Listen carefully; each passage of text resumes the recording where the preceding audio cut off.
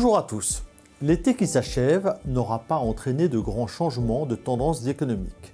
La croissance mondiale plie mais ne rompt pas, l'inflation décélère mais reste supérieure aux objectifs des banques centrales. Une pente douce dans les deux cas. La question de cette rentrée est celle de l'arrêt ou non de la hausse des taux aux États-Unis et en Europe. En dépit d'un consensus assez prudent, la croissance économique surprend aux États-Unis. Elle fléchit en revanche en Europe et se rapproche de la zone de contraction. En Chine, elle déçoit et demeure en dessous des prévisions. En Amérique, le PIB du deuxième trimestre s'affiche à plus 2,1%, aidé notamment par un investissement des entreprises vigoureux. La consommation des ménages fait preuve de résilience et le marché du travail est toujours très solide. Le secteur immobilier a lui cessé de se détériorer.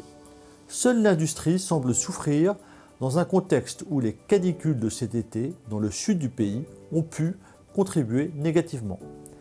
L'économie américaine surprend par sa vigueur en dépit d'une politique monétaire restrictive depuis plusieurs trimestres. Elle est certes impactée à la marge et se trouve sur une trajectoire déclinante tout en restant positive. En Europe, c'est également l'industrie qui souffre, s'affichant clairement en territoire restrictif depuis plusieurs mois. Les services tiennent mieux, permettant à la croissance globale de rester proche de zéro. L'Allemagne souffre davantage du fait de son positionnement très industriel. D'autres pays, comme la France, s'en tirent un peu mieux, donnant à l'économie européenne une assise plus solide que prévu. Les dernières statistiques chinoises confirment l'essoufflement de la croissance post-Covid. Le gouvernement et la Banque centrale prennent des mesures de relance qui semblent toutefois trop timorées par rapport aux attentes. D'autres décisions favorables à l'activité devraient être annoncées prochainement. Sur le front de l'inflation, l'été a confirmé la tendance à la lente décélération. Aux États-Unis, le taux est passé sous les 4%, ce qui est une bonne surprise. Mais nous savons déjà que le mois d'août va subir un rebond significatif des prix du pétrole et de ses dérivés. La force du marché de l'emploi maintient par ailleurs une tension sur les salaires. La trajectoire inflationniste est donc favorable, mais le combat n'est pas gagné pour autant. Il nécessite une politique monétaire toujours restrictive pendant encore de nombreux mois. La situation est comparable en Europe avec une inflexion des prix réels, mais un niveau d'inflation toujours trop élevé au regard des critères requis. Face à ces tendances économiques, les banques centrales semblent hésitantes.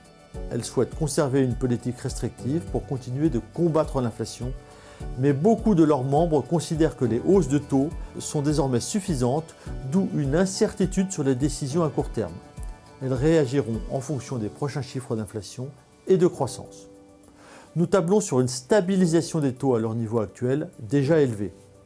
Une ou plusieurs hausses supplémentaires seraient mal acceptées par les marchés et pourraient induire plus d'effets négatifs que positifs. Attention à ce que le remède ne provoque pas d'autres maladies aussi graves.